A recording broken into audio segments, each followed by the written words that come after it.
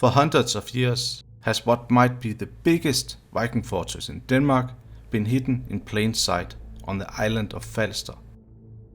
The locals had always thought there had been some kind of fortress in the area, but they were never able to find it, and had therefore concluded that the farmers must have plowed it away long ago.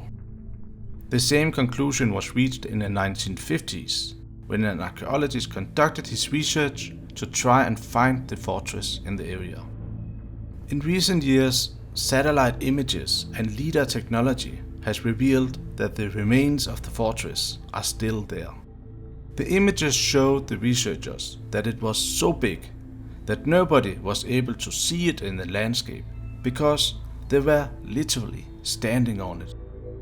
The LIDAR technology has paved the way for lots of new discoveries because it strips away all trees and vegetation from the landscape and creates a 3D image of the ground, like it was done when they found the Viking ship at Skjalden in Norway.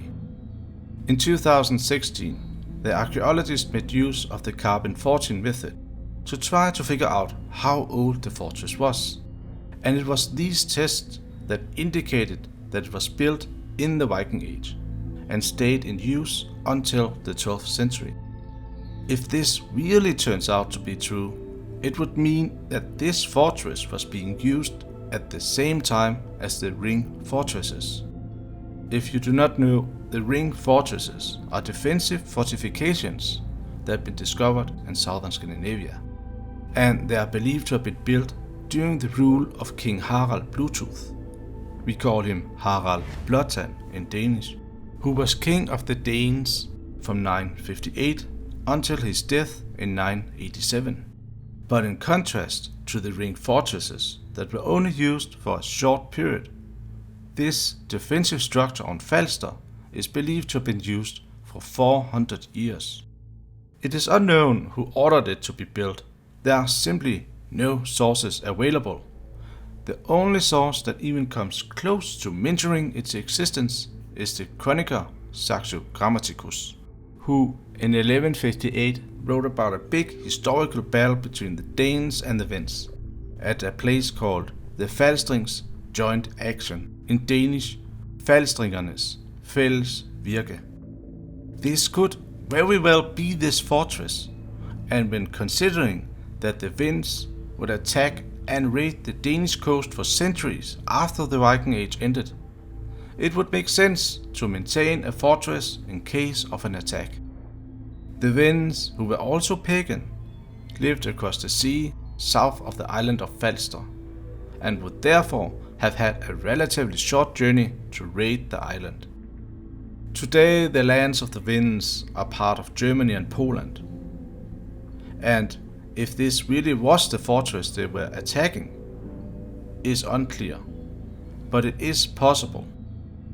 When taking into consideration that this fortress was built in the 8th century, then it can only be described as enormous.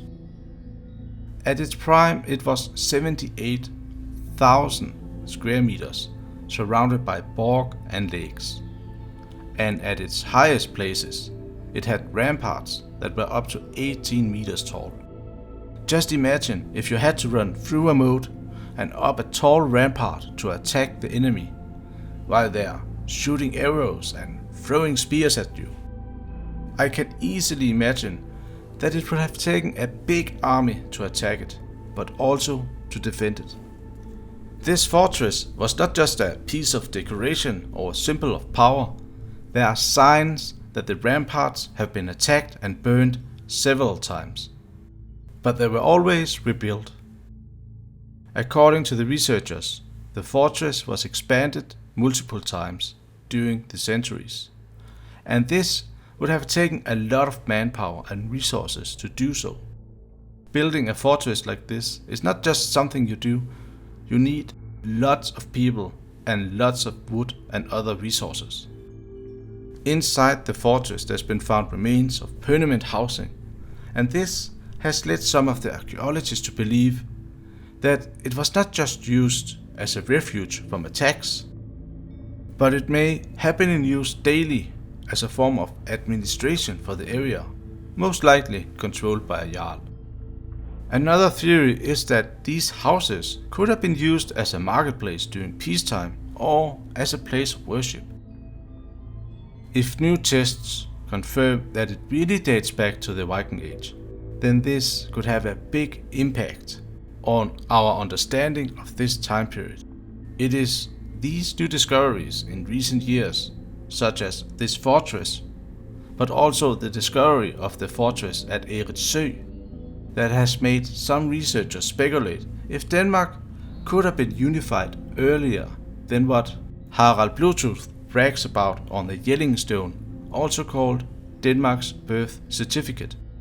If you want to know more about Harald Bluetooth, or as we call him in Denmark, Harald Bluetooth, then you can just watch the entire video about him on my channel, where I really go in depth about him. Please remember that this excavation is still in the early stages, but it will be interesting to see what it will lead to. But for now, we can only wait for more information to be revealed to the public. I made this video because I have not seen any news reports about it outside of Denmark, so I thought it would be interesting to hear about it, and I will probably update you about it in the future. If you enjoyed the video, please give it a thumbs up and please share it with a friend. See you next time for another video. Thank you for watching.